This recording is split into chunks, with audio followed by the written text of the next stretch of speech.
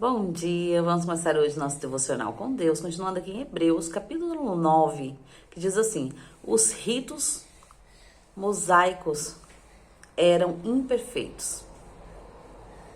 Ora, a primeira aliança possuía ordenanças para adoração e também um tabernáculo terreno, pois foi levantado uma tenda, em cuja parte da frente, conhecida como lugar santo, estava o candelabro, a mesa e os pães da proposição. Mas atrás do segundo véu havia a parte chamada Santo dos Santos, onde se posicionavam o altar de ouro puro para o incenso e a arca da aliança, também toda revestida de ouro. Nesta arca estava o vaso de ouro contendo o maná, a vara de Arão que floresceu, as tábuas da aliança. Acima da arca ficavam os querubins da glória, que com sua sombra cobria a tampa da arca, o que propiciatório, né? Contudo, não é nosso propósito detalhar este assunto agora. Ora, logo após tudo isso estar assim preparado, os sacerdotes entravam regularmente na parte inicial do tabernáculo, a fim de realizar os atos sagrados do culto.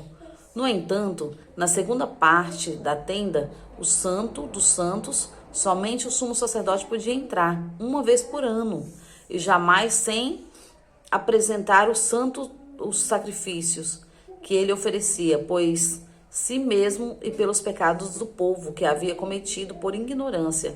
Desta maneira, o Espírito Santo estava revelando que, enquanto continuasse erguido o primeiro tabernáculo, o caminho para o Santo dos Santos ainda não havia sido manifestado. Esse fato transformam-se uma ilustração para os nossos dias, esclarecendo que as ofertas e os sacrifícios oferecidos não podia dar ao adorador uma consciência perfeitamente limpa.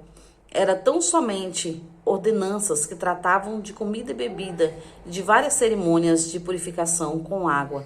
Esse mandamento exteriores foram impostos até a chegada do tempo da nova ordem. Amém, né? Vamos até aqui. Aqui fala sobre os rituais que faziam antigamente, né, para purificação das pessoas, porque muitas pessoas cometiam pecado, como no dia de hoje, né? E aí o que acontecia? Eles tinham que entrar nesse lugar e uma vez por ano, né? Ele tinha que entrar ali e fazer todos esses rituais para poder purificar o povo dos pecados que eles haviam cometido, mas não só para o povo, assim também para o próprio sacerdote.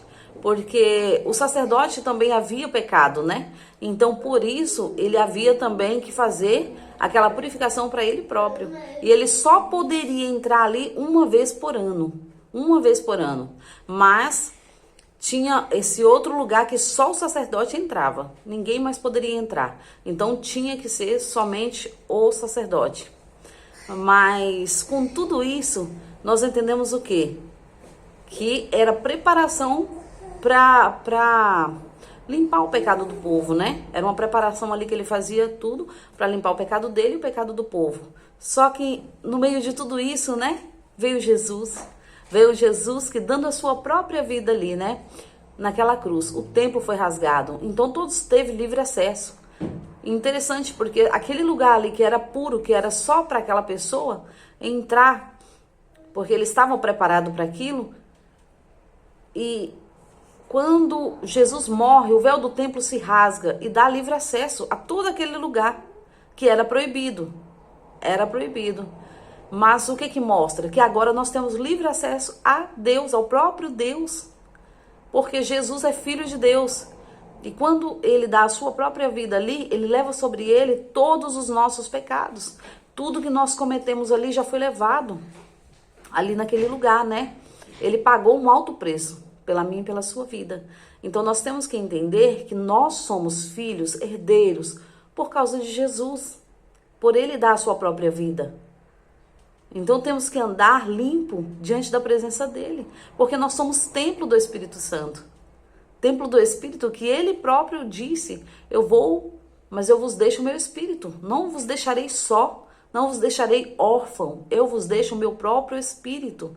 Então ele deixou o Espírito Santo para que o Espírito Santo habitasse em nós e nós entendêssemos qual era realmente o nosso caminho, porque o Espírito Santo ele nos conduz ao certo e o errado. Ele, sabe quando nós pensamos assim, nossa, mas eu errei, e fica na nossa mente, né? O erro é o Espírito Santo nos indicando que nós estamos errados sim, e devemos sim pedir perdão. Mas quando nós nos ajoelhamos e pedimos perdão ao Pai do céu, Ele nos perdoa. Ele nos perdoa porque é tempo de perdão ainda, né? Pelo sacrifício que Jesus fez. Mas nós temos que entender uma coisa, que quando Ele voltar para nos buscar, aí não haverá mais tempo.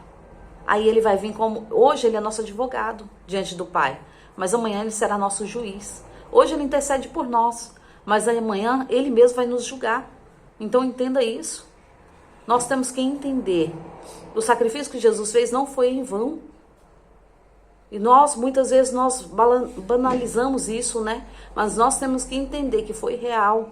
Ele deu a sua própria vida ali por amor a nós. Então nós temos que andar segundo o coração de Deus. Nós temos que andar da mesma forma que Jesus andou. Entenda. Muitos falam assim, nossa, mas é impossível. Mas Jesus falou, eu venci o mundo e vocês também vão vencer. Então vamos crer nessa palavra que Jesus nos disse. Foi o próprio Jesus que nos disse, né? Então que nós possamos entender e estar cada vez mais ligado diante da presença de Deus, nesse Deus que criou todas as coisas, tudo para nós, né? Eu agradeço a todos, né, por ter me ouvido até aqui. Tenha um ótimo dia abençoado por Deus em nome de Jesus.